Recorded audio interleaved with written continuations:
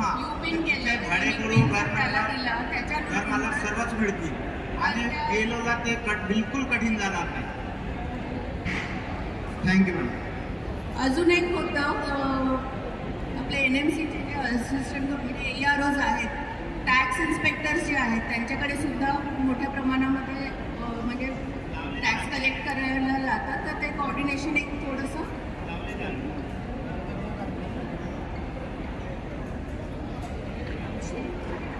मागच्यांना दिसलं पाहिजे ना थोडंसं उद्याने बोलू. उपस्थित मित्रांनो, या ठिकाणी SR संदर्भात चर्चा सुरू आहे. दक्षिण नागपूर, मी बहुजन समाज पार्टीचा प्रतिनिधी उत्तम शेवडे. खरं तर ही प्रक्रियाच मुळात SRची उलटी प्रक्रिया सुरू आहे.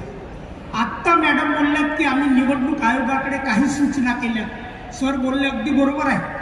ज्या पद्धतीने घराला तुमचा नंबर असतो त्या पद्धतीने जर तुम्ही आता जनगणना सुरू आहे म्हणजे आपल्याकडे उलटं काम कसं सुरू आहे, डबल काम करतात. जनगणना म्हणजे प्रत्येक घरापासून एका रांगेने आपण जातो आणि घराला नंबर देतो आणि मोजणी करतो.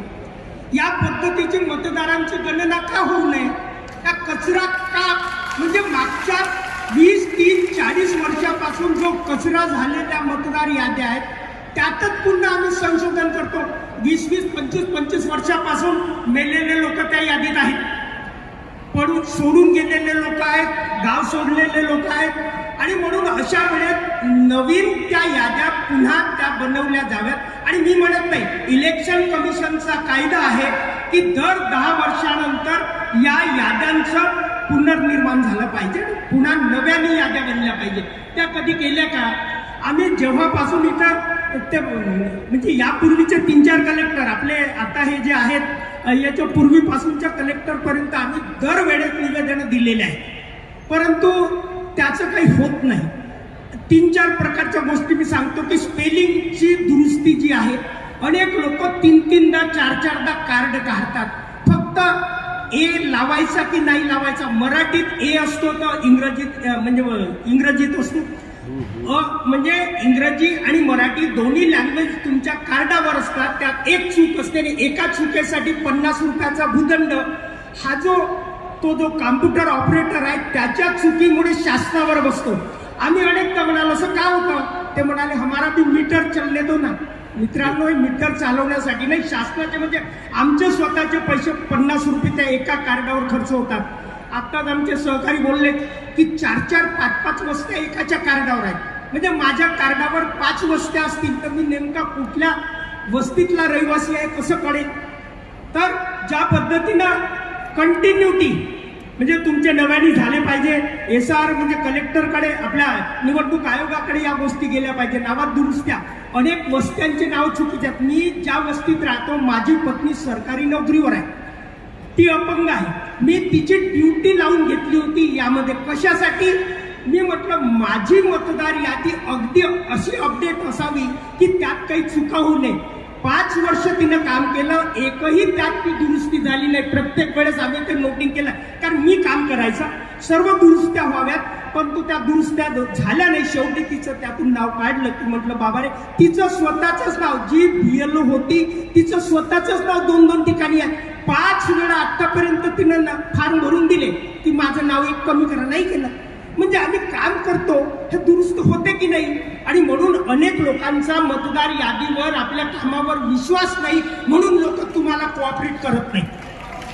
कोऑपरेट न करण्याचं कारणच हे आहे की ते म्हणतात की काय भानगडी लावल्या, बाप इकडं, पोरगा इकडं, बायको इकडं, म्हणजे वेगवेगळ्या एका बुथावर एक आहे तर दुसऱ्या शाळेत दुसरा जातो, एका घरातले लोक विभागल्या जातात. असं होऊ नये. आणि म्हणून मतदान करणाऱ्यांची संख्या जी कमी होते त्यामुळे होते. आणि म्हणून कृपया या निमित्तानं म्हणजे ही नोंद घ्यावी, मी यासाठी बोललो. कदाचित त्या दुरुस्त्या होतील नाही होतील, काय करतील ते. आता कौशल्यायन नगर नावाची एक वस्ती आहे, त्या वस्तीचं नाव आहे भदंत आनंद कौशल्यायन नगर. कौशल्यायन 25 वर्ष झाले आम्ही अर्ज दिले की याचं नाव या वस्तीचं कौशल्यायन नगर आहे. कौशल्या नगर लिहिल्या जातं, कौशल्यानगर नाही आहे ना नाव, कौशल्यायन नगर आहे. टॅक्स रिसिप्टवर कौशल्यायन नगर आहे, पण मतदार यादीत नाव दुरुस्त. तर अनेक अशा गोष्टी आहेत ज्या सूचना केल्यात त्या दुरुस्त व्हाव्यात. तिथे इथून पाठवल्यानंतर BLO BLO असतो तिथला अधिकारी आपला ऑपरेटर असतो, तर त्यांनी या सर्व गोष्टीची दखल घ्यावीत. मी या प्रसंगी या निमित्तानं आमचेही जे काही प्रतिनिधी आहेत आम्ही थोडं कोऑपरेट करायला यासाठी मागे पुढे पाहतो. आम्ही अजून प्रतिनिधी तुम्हाला जास्तचे यासाठी नाही दिले की आम्ही दिल्यावरही तुम्ही करत नाही ना, आम्ही हमाल्या करायच्या आणि मग ते तुम्ही काहीच करायचं नाही, कधीपर्यंत असं करा. तर म्हणून कृपया याचं व्यवस्थित नियोजन करावं. हे जर नियोजन झालं तर नक्कीच मतदार. आणि दुसरं असं की आता तुम्ही आधार जे आहे, आता इलेक्शन कमिशन काय म्हणतो, आधार तुमचा सर्वीकडे शाळेत नाव टाकायचं असेल तर आधार म्हणतात. शेवडे साहेब इलेक्शन, एक मिनिट मॅडम, ह्याचा इलेक्शनसाठी आधार कंपल्सरी का नाही केला? इलेक्शनसाठी आधार कंपल्सरी करायला म्हणजे तुम्हाला बोगसगिरी अजून पुन्हा करायची आहे का? असं होऊ नये. धन्यवाद. शेवडे साहेब, नाही तुमचे सजेशन योग्य होते पण प्लॅटफॉर्म चुकीचा आहे. नाही, बसवाचा प्रतिनिधी म्हणून आलो. धन्यवाद. नाही हे आपलं म्हणजे आपल्या मतदारसंघासाठीची समन्वय बैठक आहे. हा प्लॅटफॉर्म चुकीचा आहे. तुम्ही या सूचना राज्य निवडणूक